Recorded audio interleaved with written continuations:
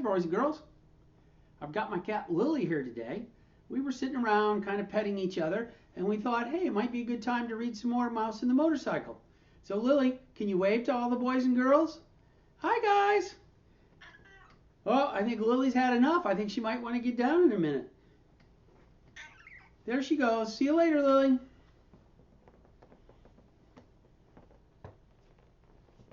Oh, she's going off to see what kind of trouble she can get into.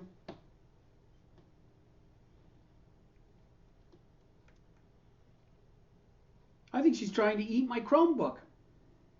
Lily, are you going to eat my Chromebook? Okay, well, you leave us alone so we can read our book today.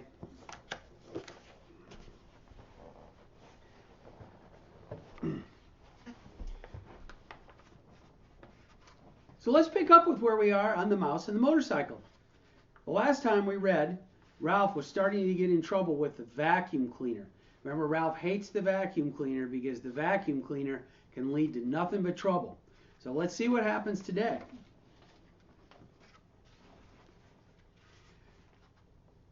From his position under the bed, Ralph watched the tank of the vacuum cleaner being dragged in from the hall and listened to the clash and clang of the attachments as the maid connected a long metal tube to the nozzle at the end of the hose and fastened a carpet cleaning part to the end of the tube.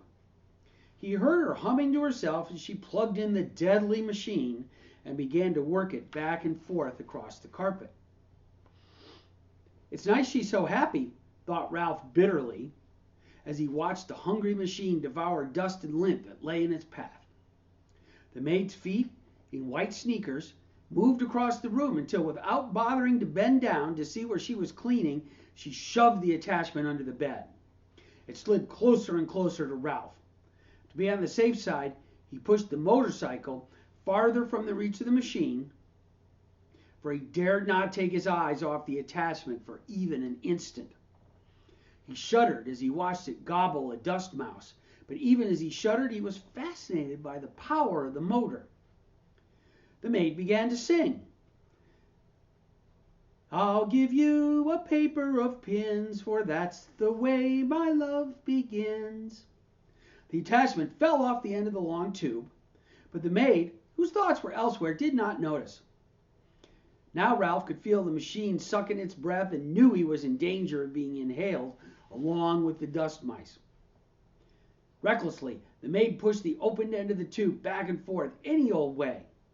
There was no guessing which way it would go next. Ralph had to run with the motorcycle to avoid that terrifying hole at the end of the tube. He ran to the right, he ran to the left, and still the maid pushed the tube around, unaware that the attachment had fallen off. Suddenly, the maid threw down the tube, but did not turn off the motor. The tube landed with a bump and a bounce, and before Ralph realized what was happening, the awful machine had inhaled his tail, and he felt himself being pulled by suction across the carpet. Help! He could not help but from squeaking, but no one heard him above the roar of the machine. He just managed to catch the rear wheel of the motorcycle as he was sucked along the carpet. He hung on with all his strength. The machine, which was strong enough to suck up a mouse and a motorcycle. Ralph lay there on his stomach, hanging on for dear life and feeling his whiskers and fur sweat back towards the machine. From his position on his stomach, Ralph could see the girl standing in front of the dresser. She was smiling at herself in the mirror and arranging her hair, dreaming no doubt of the busboy. Ralph despaired. There was no telling how long she would stand there in that silly way. With the vacuum cleaner motor making so much noise, the housekeeper was sure to think she was busy working. Ralph felt his paws begin to slip. He did not know how much longer he could hold out against the machine. He had to think of something and think of it fast.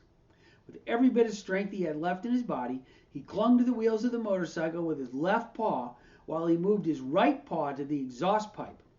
If he could just manage to pull himself along until he could get on the motorcycle. Bit by bit, hand over hand, Ralph dragged himself forward along the exhaust pipe. He knew he was making progress when he could see part of his tail once more. He reached back and yanked his tail out of the tube, only to have it sucked in again. Ralph was far from being out of danger. "I'll give you the keys to my heart," the maid sang to herself before the mirror, now pulling her hair behind her ears, now piling it on top of her head, oblivious to the desperate struggle under the bed. Once Ralph's paw slipped from the exhaust pipe, and he thought he was a goner, until he caught the rear wheel in time to save himself. Slowly, he moved forward until his entire tail was free. Things were easier when he could brace his hind foot against the spokes of the rear wheel. Slowly he rose, clinging to the machine until he was able to grasp the hand grips and throw his leg over the seat. Ralph felt considerably safer sitting on the motorcycle, and very much pleased with himself for having outwitted the vacuum cleaner. He was quite sure by now that the maid would never bother to look under the bed. He tried to move forward, propelling the cycle with his feet, but he found the suction from the motor behind him was too strong. This made him wonder if the motor on Keith's cycle was stronger than the pull of the machine behind it. The more Ralph thought about it, the more important it seemed to him to find out. "No, I won't." "Yes, I will." Ralph argued with himself. He had promised not to ride in the daytime. Yes, but Keith did not know he would have a chance to see which was stronger, the motorcycle or the vacuum cleaner. Keith would be interested, wouldn't he? Wouldn't any boy? Riding the motorcycle would not be reckless. Riding the motorcycle would be an important experiment. Motorcycle versus vacuum cleaner. Which would be the winner? Ralph had to find out. The maid turned abruptly from the mirror. Her feet and sneakers moved across the floor towards the electric outlet. If she disconnected the vacuum cleaner, there would be no experiment. If Ralph was going to pit one motor against the other, he had to do it now. He would never have another chance. But. Ralph picked up his tail and started the motor. Without taking time to let it warm up, he gunned it with all the breath he could inhale. The motorcycle got off to a faster start than Ralph expected, so fast that Ralph lost control. He shot out from under the bed just as the vacuum cleaner died with a long, drawn-out groan. Suddenly, everything went white, and Ralph found himself bumping along a strange, ghostly place, all white and made of cloth that seemed to be closing in on him from every direction. Ralph had ridden straight into a pillowcase thrown on the heap of laundry the maid had dropped on the floor, and the opening of the pillowcase had fallen shut behind him. Ralph had no idea which way was out. He dismounted from the motorcycle and beat at it with the cloth in his fists. But everywhere he struck, it was soft and yielding. He stamped his feet, only to have the cloth give softly and silently beneath him. He began to wade through the pillowcase, tugging the motorcycle along behind him, while he wondered why he had thought it so important to test the motorcycle against the vacuum cleaner. The light, filtered through unknown layers of cloth, was dim, and he sank to his knees in bed linen with every step. When he came to a seam, he knew he had been wading in the wrong direction. "Drat," muttered Ralph. He turned, still dragging the motorcycle, and tried to retrace his footsteps, only to find he had no idea which way he had come. There were no landmarks. The clouds of cloth were white, billowy, and yielding in all directions. "Double drat," he stamped his foot, only to find himself sinking deeper in the linen. From the swishing sound he could hear outside, Ralph knew the maid must be unfolding clean sheets for the bed. He plodded on, dragging the motorcycle without direction and with very little help. "He promised to buy me a bunch of blue ribbons," sang the maid, "to tie up my bonny brown hair." Down the hall, a door opened. Ralph heard a muffled woof, and in a moment, the click of a small dog's toenails on the bare floor at the edge of the hall carpet, followed by sniffing that was dangerously close. The little terrier began to bark. "I know you're in he quipped. "Stick out your tongue and waggle your fingers at me, will you? Woof! You just wait." Paws began to scrape at the sheets and pillowcases as if the dog were trying to dig a hole. Ralph decided it was wiser not to talk back to the dog. He huddled, scarcely breathing, behind the motorcycle.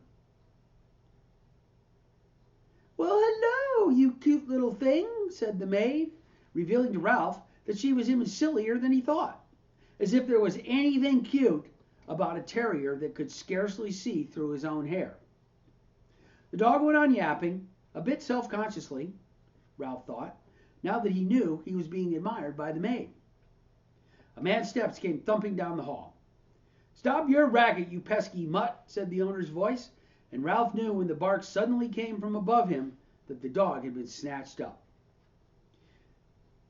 "Let me down! I'll take him out!" "Roof!" yapped the dog as he was carried away. "Just let me down for 1 minute, and I'll show you!" Woof, woof, woof. Suddenly Ralph felt himself being tumbled about in a pillowcase. He did not even have to think what to do. He automatically grabbed for the motorcycle and held on with all his strength. Even though he had been tipped upside down with his feet in the air, Ralph knew he was being lifted up inside the bundle of bed linen and carried down the hall. He laid still, his front paws locked around the front wheel of the motorcycle, waiting to see what would happen next. The maid walked a short distance to what Ralph judged to be the linen room, and there she dumped her armload of bedding before she went off to clean another room. Whew. Ralph was deep in the hamper, where no light filtered through at all.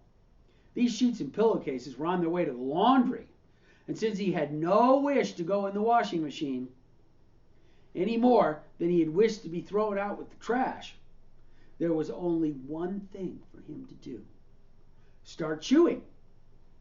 Ralph ripped into the pillowcase with his sharp teeth, and in no time he'd made a ragged hole which he crawled through.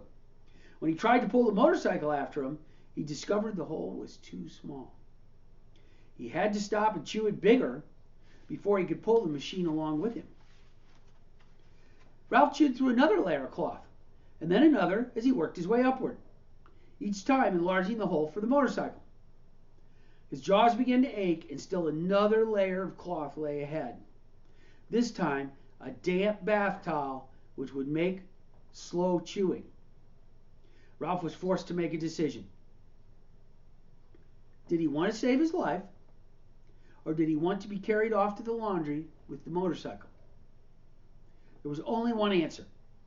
He wanted to save his life. He must abandon the motorcycle. With aching jaws, Ralph chewed onward and upward, moving faster now that he was making mouse-sized holes instead of motorcycle-sized holes. The bath towel had left an unpleasant, furry taste in his mouth. Gradually, light began to filter through the cloth until finally, when Ralph thought he could not force his jaws to close on one more mouthful of fiber, he emerged into daylight at the top of the hamper. "Whew," Ralph gasped, rubbing his achy jaws and wading across the sheets to the edge of the hamper. He leaped lightly on the floor and, hugging the baseboard, scurried down the hall to room 215, where he flattened himself and squeezed under the door, safe but exhausted and filled with remorse at the loss of Keith's motorcycle. Ralph dragged himself off to the mouse hole to catch up on the sleep he should have had that day. Well, Ralph has sure gotten himself into a bunch of trouble, and I don't think Keith is going to be very happy that the motorcycle is lost. Do you? So we'll see what happens in the next chapter. The next chapter we're going to read is chapter 8, A Family Reunion. So until then, have a great day, and I'll see you soon.